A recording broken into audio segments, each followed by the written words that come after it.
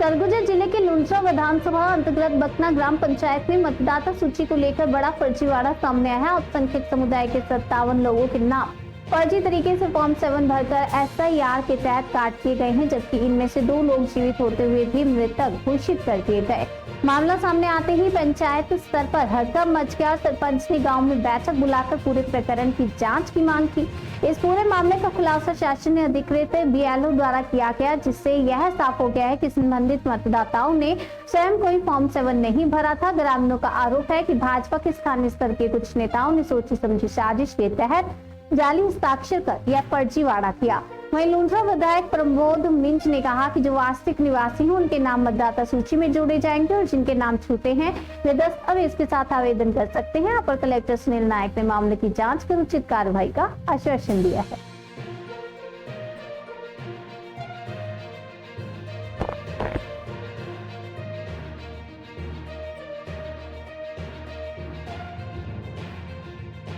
मोहम्मद शकीर अंसारी जो है, कौन सी जगह है? बकना कला। क्या पूरा मामला है, बता दीजिए। ये SIR का भी बीच में जो है सर्वे हो रहा था। उस सर्वे में डॉक्यूमेंट्स मांगा गया।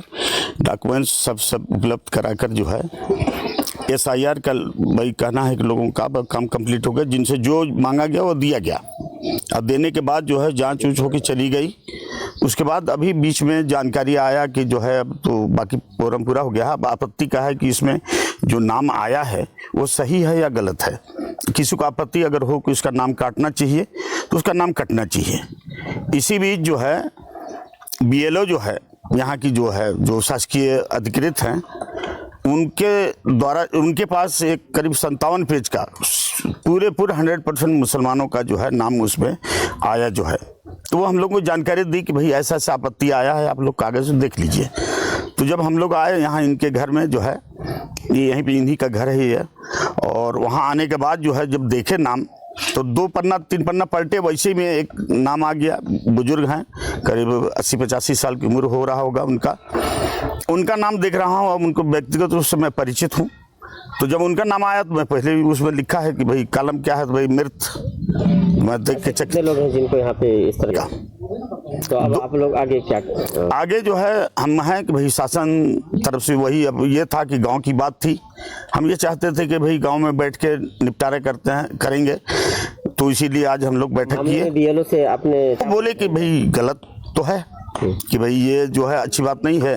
भाई जो सब सही है मैं तो जान रही हूँ कि भाई तो अधिकारी को इसका सूचना दी आप लोग? नहीं, अभी तक सूचना नहीं दी है। अभी हुआ कि भाई गांव की बात है तो भाई अभी थोड़ा सा भाई गांव में रहना है तो थोड़ा सा सब कुछ सोच समझ के चलना पड़ेगा जो है। आप अपना परिचय बता दीजिएगा। मेरा नाम मुन्ना राम नागेश है, मैं सरपंच पति हूँ। ये कौन सा जगह है? ये ग्राम बकना कला। तो आप लोग यहाँ पे पूरे इकट्ठे हुए हैं, क्या मामला है पूरा बता दीजिएगा। यही SIR के मामले से इकट्ठे हुए हैं। जितना आदमी का पोजीशन हुआ है, क्या हुआ? तो आपत्ति लगा है।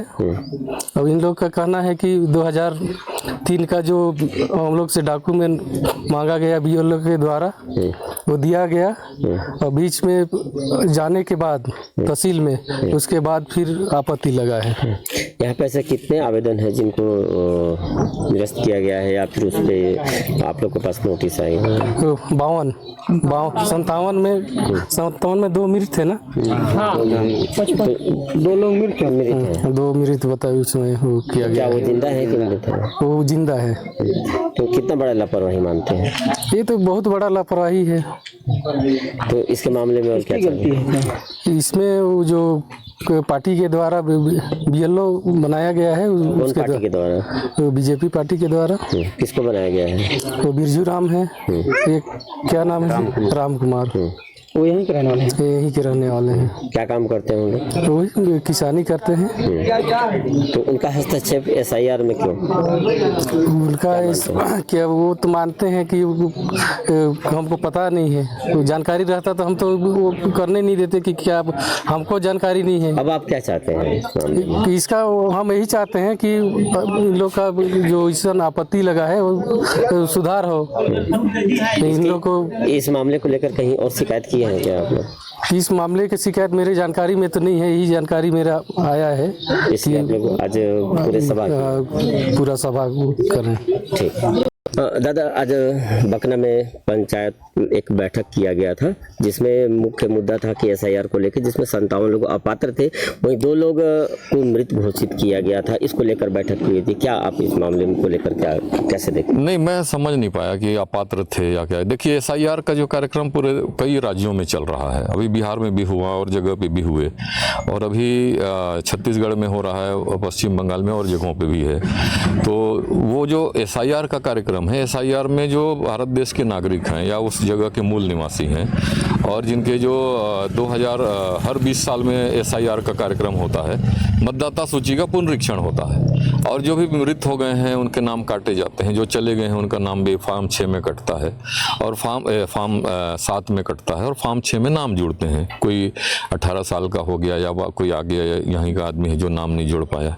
तो एसआईआर में प्रथम चरण में जो थे सब लोगों के 2003 की मतदाता सूची में नाम था, उनके नाम जुड़े, और उसके बाद जो 25 में नाम थे उनके भी जो लोग फॉर्म भरे उनके नाम भी जुड़े, और उसके बाद उसका प्रकाशन हुआ था। प्रकाशन के बाद दावा आपत्तियों का समय था जो 22 तारीख तक था, और 22 तारीख तक जो भी व्यक्ति छूटा था वो अपने जो 13 बिंदु पे उनके जो आधार हैं, या निवास प्रमाण पत्र है, या यहाँ इस जगह के पढ़ाई लिखाई किए हुए उनके दस्तावेज हों, ऐसे दस्तावेज के आधार पे उनके नाम को जोड़ना था जो छूट गए थे। और जो व्यक्ति यहाँ से चले गए हैं या मृत हो गए हैं उनके लिए दावा करने थे कि ये व्यक्ति यहाँ नहीं रहता, या मृत हो गया, या बाहर चला गया। और एक फॉर्म 8 होता है जिसमें जो नाम संशोधन है, त्रुटियां हैं, वो सुधारने के लिए था। लेकिन दादा, यहाँ तो ये 22 तारीख तक का समय था। तो जैसा आप बता रहे हैं, तो उसमें हो सकता है ऐसा कई जगह के विषय आए हैं, पूरे केवल यहाँ बकना का विषय नहीं है, कई जगहों पे विषय आए थे कि लोगों के नाम 22 तारीख तक आवेदन आए थे, आपत्तियां आई थी, और उसके आधार पे अभी जो आयोग है या उसके जो अधिकारी हैं ये सुनवाई करेंगे। सुनवाई में उनको जो भी है, मान लीजिए नाम हटाने के लिए नाम कोई आवेदन आया है, तो उनको सुनवाई का अवसर मिलेगा और वो अपने दस्तावेज जमा करेंगे कि वो यहाँ के निवासी हैं या यहाँ रहते हैं, या उसके आधार पे उनका नाम जुड़ेगा। और लेकिन ग्रामीणों का आरोप ये भी है कि जो जीवित हैं उनको भी मृत उसमें जो फॉर्म है उसमें फिलअप कर दिया गया। नहीं, हो सकता है कि किसी की जानकारी ना हो, ये कई जगहों का विषय है कि कोई नाम आ गए हैं, क्योंकि इसमें जैसे राजनीतिक दलों के लोग भी हैं, BLA 2 हैं, जिसमें कांग्रेस के भी BLA हैं, बीजेपी के BLA हैं, अन्य राजनीतिक दलों के BLA हैं। तो और इसके अलावा कोई भी व्यक्ति जो मतदाता होगा वो किसी के बारे में भी दावा कर सकता है, किसी के बारे में आपत्ति कर सकता है। तो अभी 14 तारीख तक उसके निराकरण होने हैं, और संबंधी जिनके भी इस तरह के जो भी आवेदन आए हुए हैं, चाहे नाम जोड़ने के लिए होंगे या नाम हटाने के लिए, उनसे दस्तावेज मांगे जाएंगे या जो भी उनको कारण मांगे जाएंगे, उसके आधार पे उसकी सुनवाई होगी, और सुनवाई के आधार पे नाम जुड़ेगा। जी, देखिए, उसमें किसी को घबराने डरने का विषय नहीं है। यदि वो मूल यहाँ के रहने वाले हैं, वहीं के निवासी हैं, या सब चीज़ हैं, उनके पास दस्तावेज हैं, तो उनके नाम जुड़ेंगे, किसी के नाम कटेंगे नहीं। और यदि कोई छूट गया है तो अपने दस्तावेज देके, केवल अभी एसआईआर का ही विषय नहीं है, इसके अलावा भी 2026 में विधानसभा चुनाव है, उसके बाद लोकसभा चुनाव है, तो ये निरंतर प्रक्रिया में जो नाम छूटे हैं 18 साल का जब भी हो जाएगा उसके नाम जोड़ेंगे, ऑनलाइन जुड़ेंगे, जिसके नाम हटने हैं, काटना है, जिसको मृत हो जाएंगे उसके नाम भी कटेंगे। तो ये लगातार स्वाभाविक प्रक्रिया चलेगी। लेकिन अभी जो एसआईआर जो कार्यक्रम चल रहा है मतदाता का पुनरीक्षण का, ये मतदाता सूची 14 तारीख तक दावा आपत्ति सुनने के बाद ये फाइनल हो जाएगा, प्रकाशन होंगे, और उसके बाद जो नाम छूट गए हैं या वो वास्तव में यहाँ का निवासी, वो नाम लगातार जुड़ेंगे भी वो। तो ऐसा किसी को घबराने की आवश्यकता नहीं है। जो वैधानिक रूप से यहाँ के निवासी हैं, वैधानिक रूप से यहाँ रहता है, और पूरे मतदाता सूची में पूरे देश भर में एक ही जगह यदि उसका नाम रहना चाहता है तो सबके नाम रहेंगे। इसमें किसी ये मतदाताओं को, मतदाता सूची जो है इसका शुद्धिकरण का काम चल रहा है, ताकि यहाँ के जो नागरिक हैं, यहाँ के जो निवासी हैं, वही मूल रूप से प्रजातंत्र में वोट करें और अपनी सरकार बनाएं।